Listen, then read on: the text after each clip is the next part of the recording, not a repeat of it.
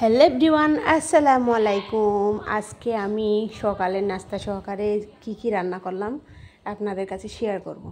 Hello everyone, আমি এখানে বেশি করে মুরগির কলিজা, গিলা, ফাও, ডানা এসব দিয়ে আমি কি করছি, একটা ডাল রান্না করছি, বুটের ডাল। এই যে বুটের ডাল রান্না করছি, পরোটা ভাজি করছি।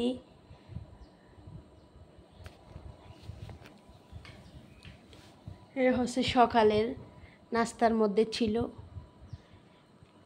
এই যে আমি বুটের ডাল আর মসুরের ডাল একসাথে দিয়ে সিদ্ধ করে নিয়েছিলাম। ওইখানে আমি আদা রসুন পেস্টও হালকা করে দিয়েছিলাম। এই যে আমি ঢেলে দিয়েছি।